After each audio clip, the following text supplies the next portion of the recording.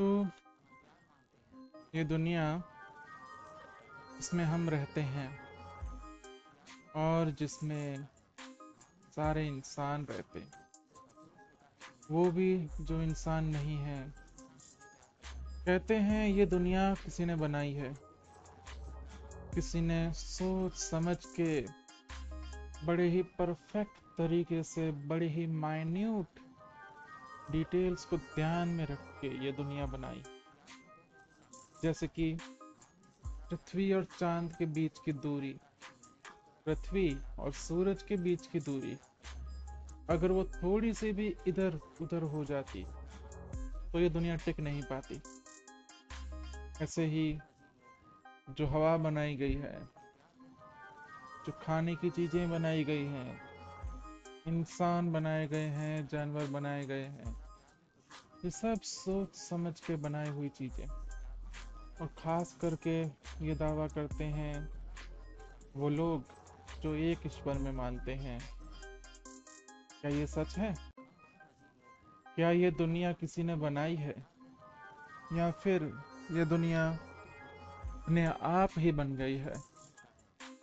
इस दावे को खारिज करें या कबूल करें, इसके पहले इस दावे को भूल जाते हैं कि हमें पता है कि किसी ने बनाई है या नहीं बनाई है। भूल जाते हैं कि ईश्वर जैसा कुछ होता है, गॉड, भगवान, अल्लाह, ऐसा कुछ भी होता है। भूल जाते हैं थोड़ी देर के लिए, और फिर सोचते हैं उस इंफॉर्मेशन के साथ जो इंफॉर्मेशन प्रूवन है, जिसको प्रूव किया जा सकता है, जो प्रूव हो चुकी है। और अगर आप चाहें तो आप भी उसको प्रूव कर सकते हैं, उसको वेरीफाई कर सकते हैं। जैसे कि पृथ्वी गोल है, ये प्रूव हो चुका है। इससे वेरीफाई किया जा सकता है, मतलब कि अगर मैं आपको बोलूं आप सीधी सीधी दिशा में जाओ, कहीं पे भी थोड़ा सा भी टर्न ना लो, तो वापस आप वहीं पहुंचोगे जहां से स्टार्ट किया था। ये इस बात को प्रूव करेगा कि पृथ्वी गोल है। वैसे ही साइंस की बहुत सारी चीजें जो कि प्रूवेबल हैं, वेरीफाइबल हैं, का इस्तेमाल करके फिर से ये सवाल करते हैं, ये दुनिया कैसे बनी? साइंस भी इस सवाल का जवाब देते देते बिग बैंग थियरी तक पहुंचा। कभी कुछ नहीं था और बिग बैंग हुआ, फिर अरबों खरबों सालों के बाद आज ये दुनिया ऐसी दिखती है। बिग बैंग के वक्त कुछ अलग दिखती थी, उसके बीच में कुछ अलग दिखती थी। पृथ्वी को आए हुए कुछ अरसा ही हुआ है, I guess 13 billion years, I guess that is the number जो कि बिग बैंग कहता है यूनिवर्स का नंबर है। नहीं मानते चलो इस बात को कि बिग बैंग हुआ होगा।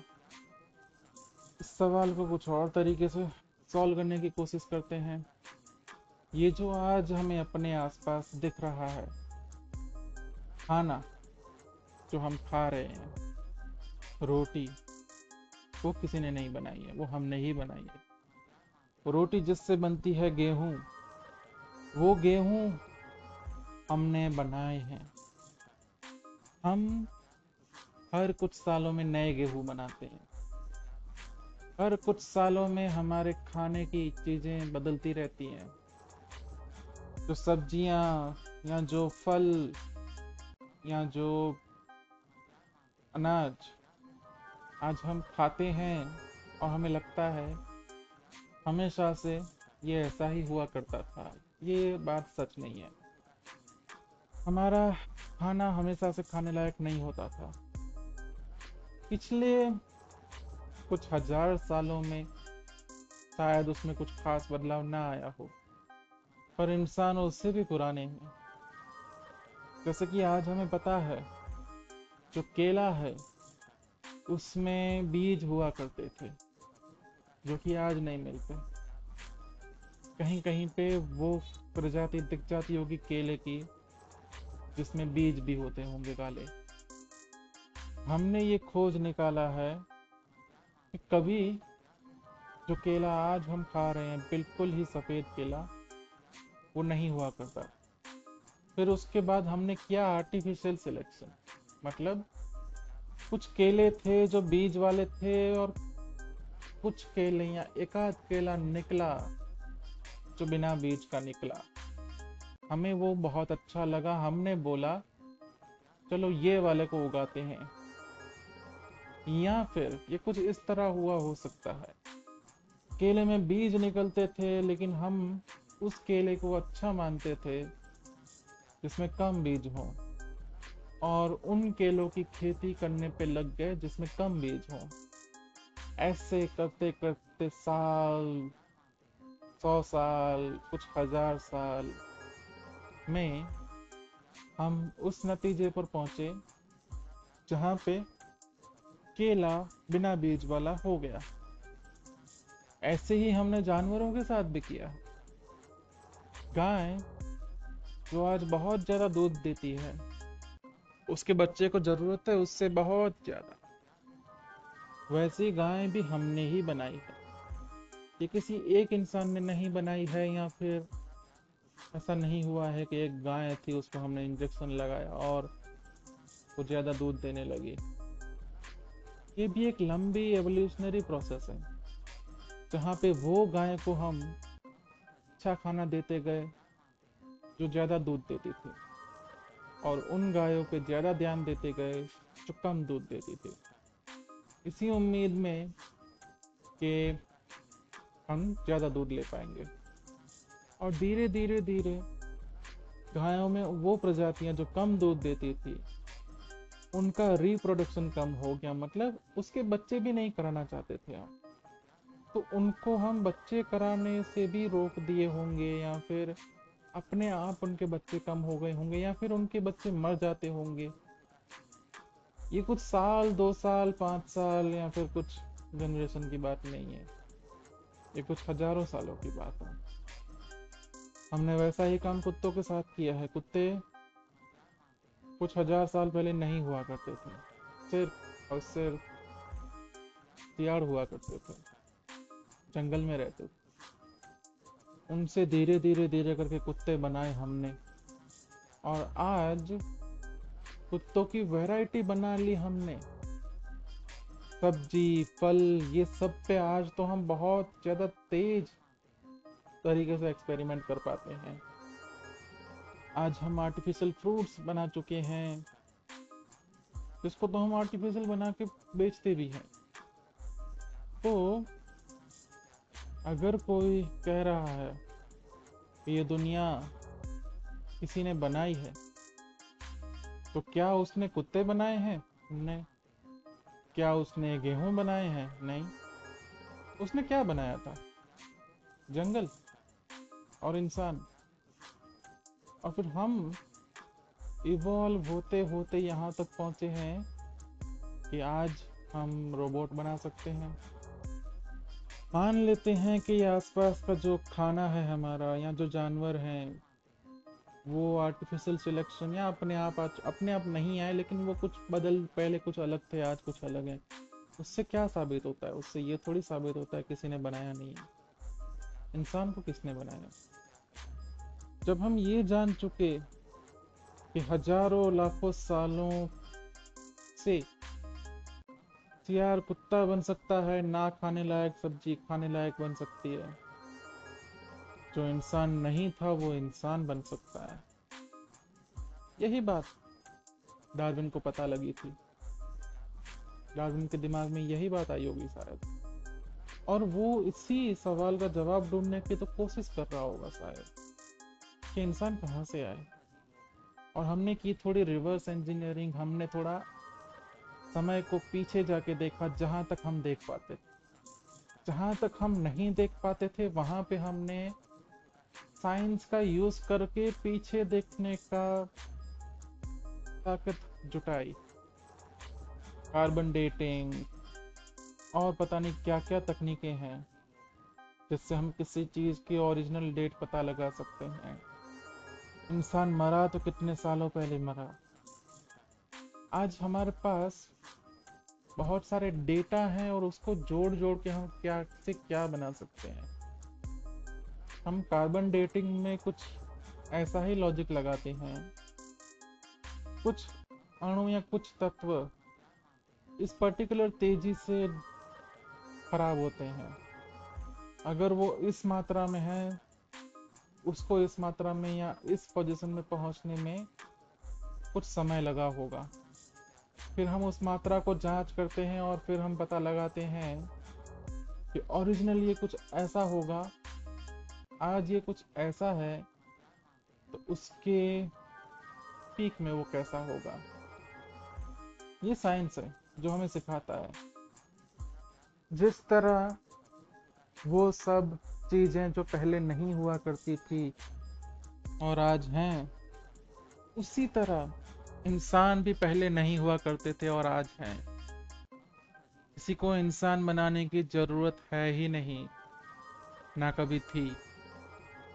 इंसान अपने आप बना है। और जब इंसान अपने आप बन सकता है, जो कि डार्विन की थियरी ऑफ एवोल्यूशन बताती है कि इंसान किसी और जीव से म्यूटेशन के साथ होके कुछ बना है। जैसे कि हम पहले कुछ कुछ बंदरों जैसे थे, उनसे हमारा करीबी नाता है। उन जैसी प्रजाति से हम आए थे। और ये चीजें हम आज दावे के साथ कह सकते हैं। इस दावे को इस दुनिया में कोई भी इंसान वेरीफाई कर सकता है, जांच सकता है कि जो दावा किया जा रहा है कि हम इवॉल्व हुए हैं, वो बिल्कुल सटीक दावा है। जैसे ही हमें पता लगा कि हम इंसान किसी और जीव से बने हैं। पहले हम कुछ और तरह के हुआ करते थे, जैसे कुत्ते। वो पहले कुत्ते नहीं हुआ करते थे, पहले सियार हुआ करते थे। ऐसा नहीं हुआ है कि एक सियार दूसरे दिन कुत्ता बन गया, या सियार बुढ़ा हुआ तब तक कुत्ता बन गया। ऐसा नहीं हुआ है। हजारों लाखों साल में सियार के बच्चे, जो कुछ भोले भाले मासूम कुत्ते की तरह थे, उसको इंसान ने पाला। फिर उनके बच्चे हुए, वो थोड़े और मासूम होते गए, वो थोड़े और मासूम होते गए, वो थोड़े और मासूम होते गए। इसको ना अच्छे से समझ पाओगे कुछ इस तरह से। लड़कियों को अक्सर लंबे लड़के पसंद आते हैं। और अगर देखा जाए तो ऑन एन एवरेज लड़कों की हाइट लड़कियों की हाइट से बड़ी ही होती है। और ये जो पसंद आना है वो बहुत सदियों से चला आ रहा हो कि मर्द ऊंचे पसंद आते हैं। तो मतलब बहुत सालों में या बहुत ही ज्यादा जनसंख्या के साथ ऐसा कुछ हुआ कि जो कम हाइट के लड़के थे या जो कम हाइट के मर्द थे, उनको लड़कियां मिलना मुश्किल था। मतलब इसको कितने साल लगे होंगे, लाख 2 लाख, बहुत लाख साल के ऊपर भी लगे होंगे। क्योंकि हम इंसान अगर बंदरों में से आए हैं, बंदर जैसे किसी जीव में से आए हैं, तो क्या ये पहले से तय था कि लड़कियां छोटी होंगी और लड़के बड़े होंगे? क्या बंदरों में ये दिखता है हाइट डिफरेंस? अगर दिखता है तो वहां भी ये सिलेक्शन हुआ होगा। किसके बच्चे होंगे इससे डिसाइड होगा कि आगे जाके इंसान कैसे दिखेंगे। जैसे कि हमने हाइट के साथ किया होगा शायद, कि टॉल मैन आर प्रिफर्ड, तो कुछ शॉर्ट मैन रहे होंगे जिनको लड़कियां कम मिली होंगी या लड़की नहीं मिली होंगी। उनके ऑफस्प्रिंग्स कम हुए होंगे। और धीरे धीरे छोटी हाइट वाले लड़के कम हो गए। पर लड़कियों के साथ ऐसा नहीं हुआ कि छोटी हाइट वाली लड़कियां भी कम हो। लड़कियों की प्रेफरेंस अलग रही, इसलिए आज ये रेशियो दिखता है कि लड़कियां अक्सर उनकी एवरेज हाइट छोटी होती है, लड़कों की एवरेज हाइट ज़्यादा होती है। क्योंकि लाखों लाखों सालों से ये प्रैक्टिस चली आती है, ये चॉइस चली आ रही है, ये सिलेक्शन हो रखा है कि लड़की छोटी अच्छी, लड़का लंबा अच्छा। ऐसा नहीं है कि सारे के सारे लोगों ने ये चॉइस की है, ज्यादातर ने ये चॉइस की है। आज भी कुछ लड़के होंगे जिनको लंबी लड़कियां अच्छी लगती हैं, या कुछ लड़कियां होंगी जिनको छोटे लड़के अच्छे लगते हैं। क्या वो ज्यादातर मात्रा में है? नहीं, उनका परसेंटेज, उनका रेशियो कम है।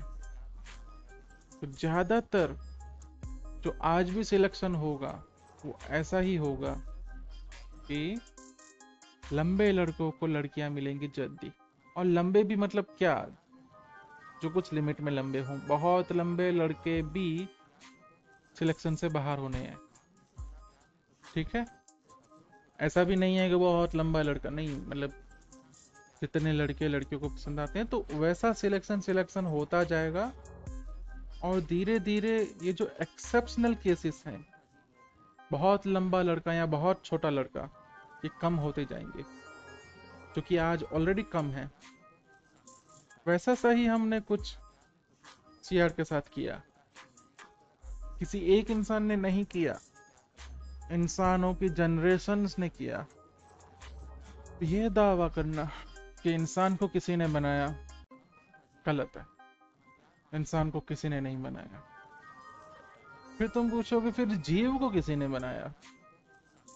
ठीक है, चलो तुम बोलते हो कि चलो इंसान को ऊपर वाले ने नहीं बनाया, बंदर ऊपर वाले ने बनाया जो बाद में इंसान बनने वाला था।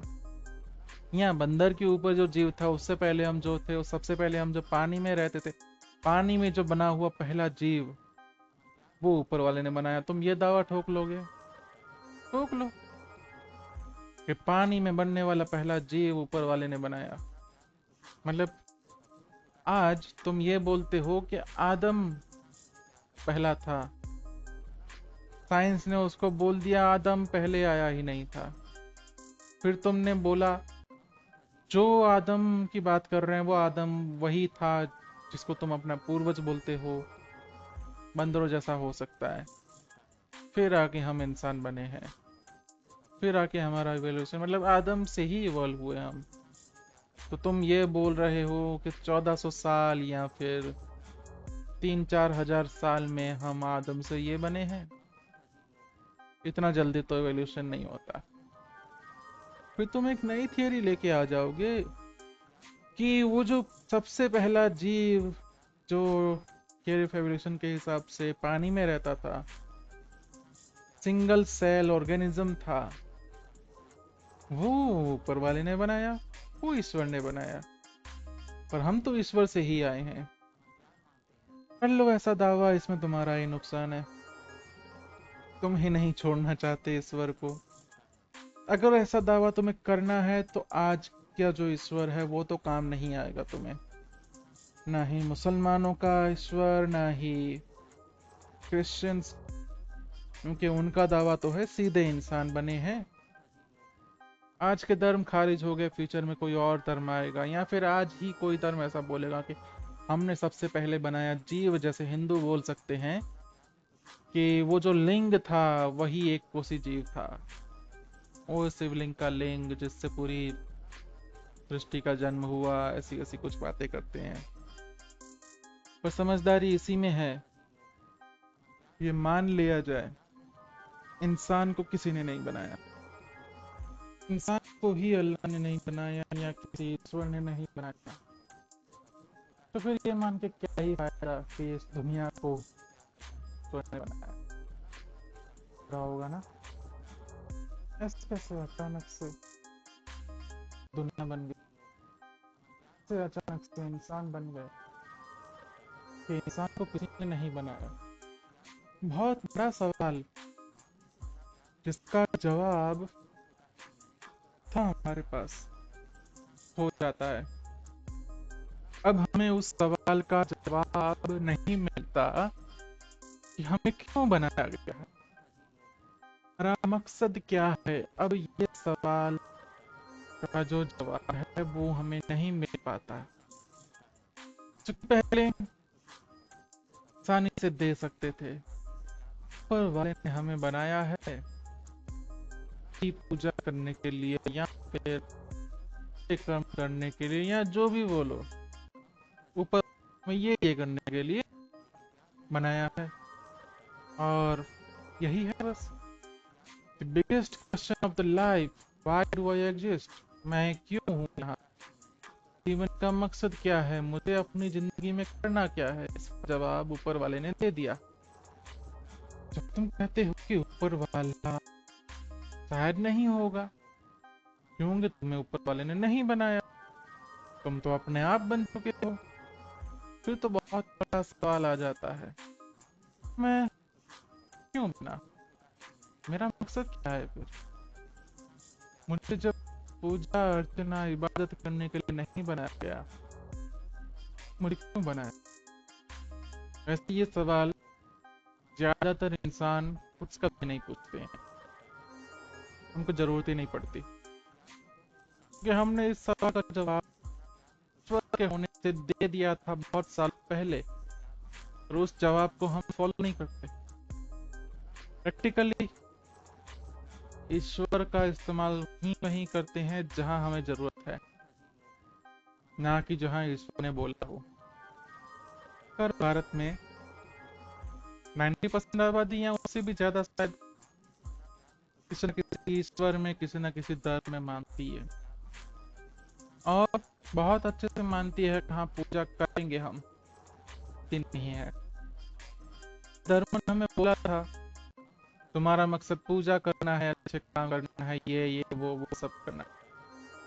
मकसद था किसी जमाने में काम का, कुछ लोगों ने उसको काम पे लगाया, कैसे भी कुछ हो, पर हमारा एक्चुअल मकसद वो है ही नहीं। हम अपने जीवन का उद्देश्य ये मान ही नहीं रहे ऊपर वाले की पूजा अर्चना के लिए बनाया गया है।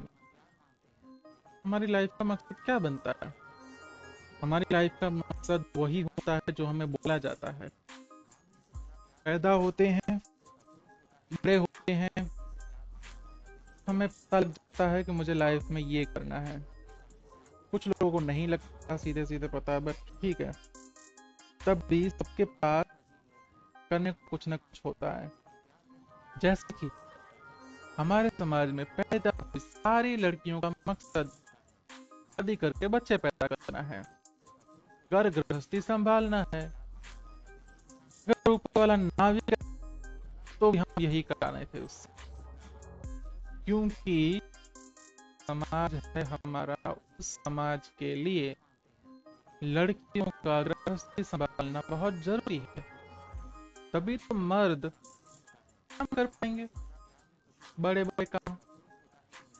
मर्दों को समय चाहिए ना, ताकि वो बड़ी बड़ी पे चलाएं, बड़े काम करें।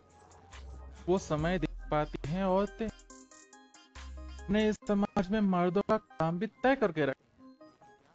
मर्द, उसकी लाइफ का मकसद भी शादी करना है, बच्चे पैदा करना है, बच्चों को बड़ा करना है, और उनकी शादी कराना है। यही मकसद होता है हमें पूरे समाज में। सबके रूल्स बना दिए हमने।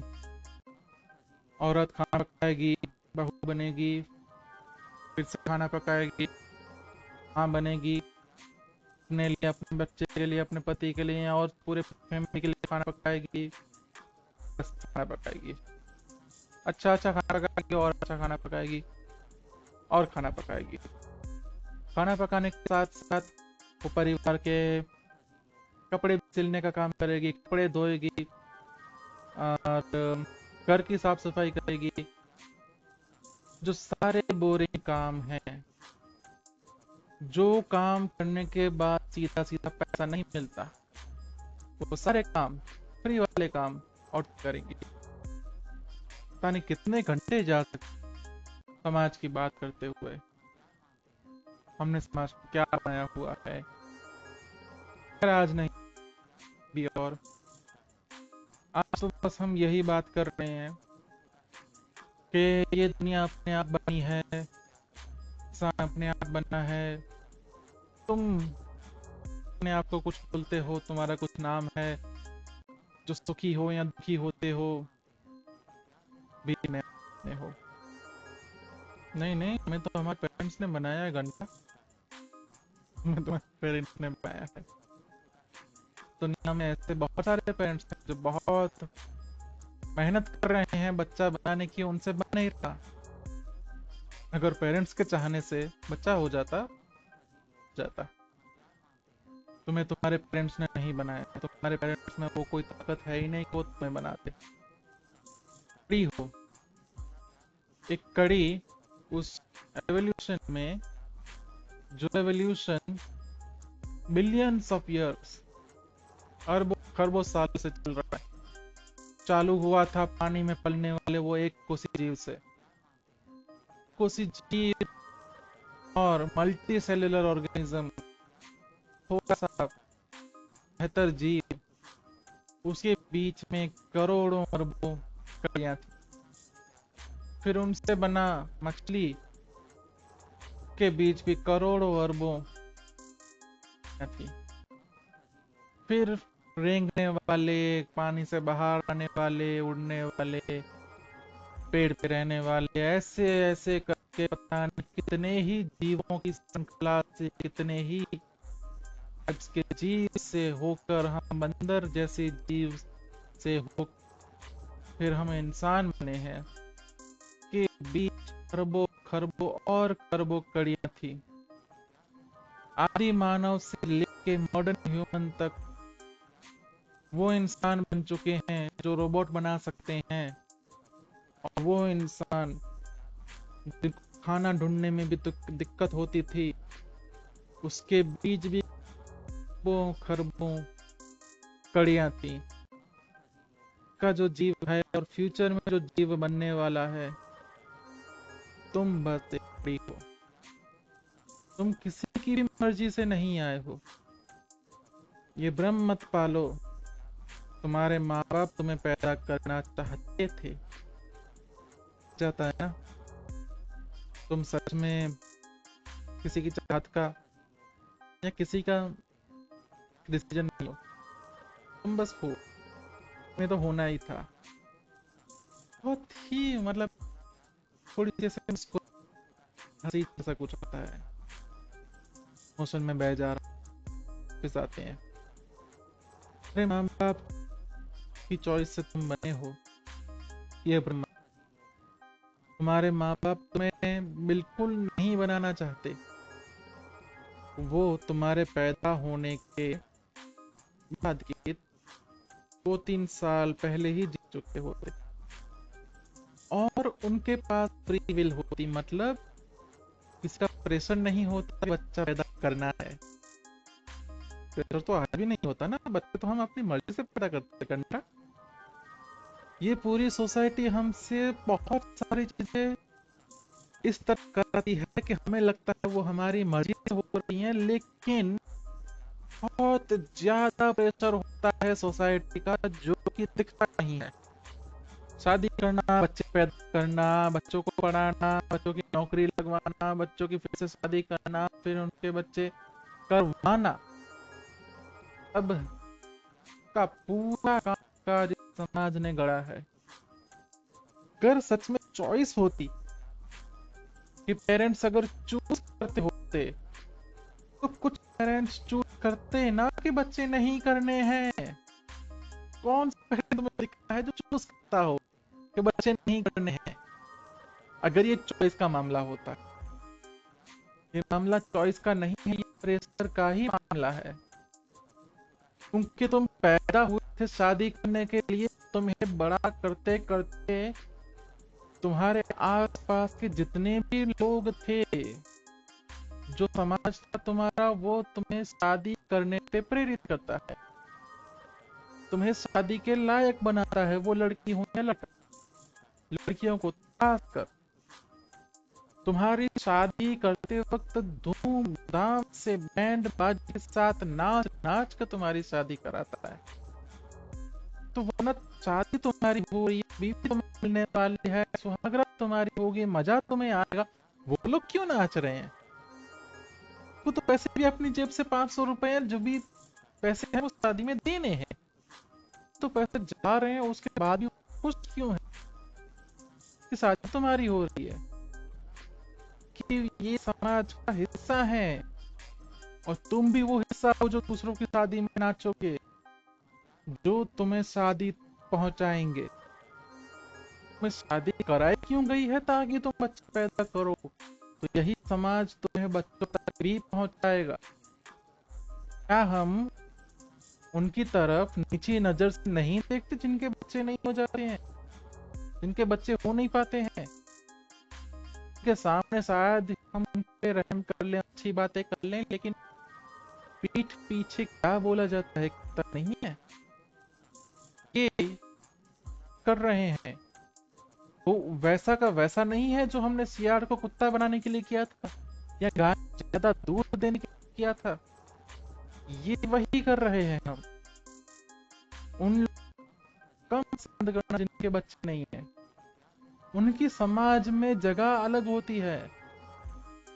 आईवीएफ, ये वो फलाना ढिकाना, टेक्नोलॉजी से क्या, लेकिन बच्चे पैदा होने चाहिए, क्योंकि बच्चा ना होना बहुत बुरी स्थिति है, बहुत बुरी स्थिति है, बहुत बुरी स्थिति। ये हमने हमारे समाज में स्टिग्मा डाला हुआ है।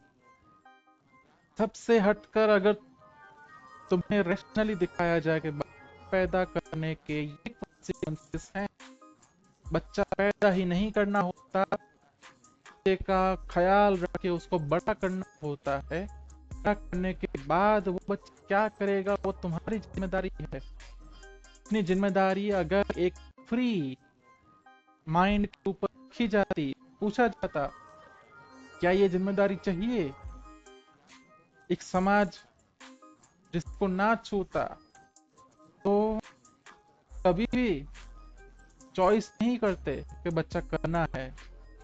चॉइस तो यही होती कि नहीं करना है।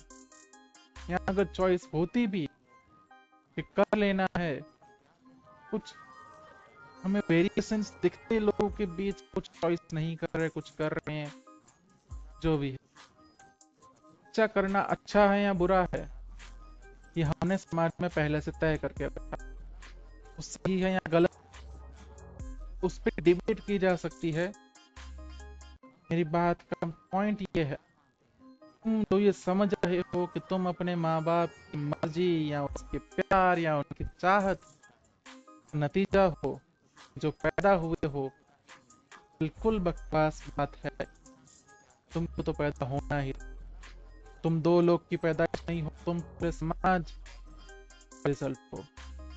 अगर ये समाज आसपास इस तरह से ना बना होता, अगर ये मान्यताएं ना होती कि बच्चे तो पैदा करनी ही है, बुढ़ापे में तुम्हारा सहारा कौन बनेगा, या ऐसी ऐसी चार और चीजें जो बच्चे पैदा करने पे उकसाती हैं, अगर ये मान्यताएं ना बनी होती, अगर ये समाज ना होता तुम्हारे माँ बाप के आसपास, तुम्हारे पैदा होने के चांसेस कम है। वो लोग नहीं चॉइस करते तुम जैसे बच्चे को पैदा किया जाए। आज के इस निराशावादी लेक्चर में जो निराशा मैं तुम्हें थमा के जा रहा हूँ वो ये है, बस एक कड़ी हो, मकसद सिर्फ और सिर्फ इतना है कि तुम बड़े हो जाओ और दूसरी कड़ियां पैदा करो। तुम किसी ईश्वर ने पैदा नहीं किया, तुम्हें इस समाज ने पैदा किया है। तो ईश्वर रूल नहीं कर रहा, ना ही ईश्वर कोई चमत्कार कर भी सकता है। ये जो सोसाइटी है, ये जो समाज है, ये रीजन है तुम्हें पैदा करने का। और ये समाज भी कोई ईश्वर ने नहीं बनाया है, ये बंदरों ने बनाया है, जो धीरे धीरे इंसान बन गए और उन्होंने समाज बना दिया अपने फायदे के लिए। तुम हो ये सोच रहे हो मैं कुछ खास हूं, मेरा कुछ मकसद है, तुम्हारा कोई मकसद नहीं है, नहीं तुम खास, बस हो, तुम्हें होना था। इतनी कड़वी कड़वी बातें कर क्यों रहा हूं मैं? क्योंकि सही बात तभी कर पाऊंगा जब गलत बातों को छोड़ दूंगा। अगर मुझे अपना मकसद जानना है तो मैं किसी रेडीमेड मकसद को उठा के नहीं जान सकता। मुझे अपना सोर्स ओरिजिन जानना पड़ेगा। मैं कहाँ से आया। मुझे ये पता लगा कि मैं तो बस रैंडमली आ गया हूँ। अब मेरे पास कुछ सटीक इन्फॉर्मेशन है जिससे मैं अपना मकसद पता लगाऊंगा।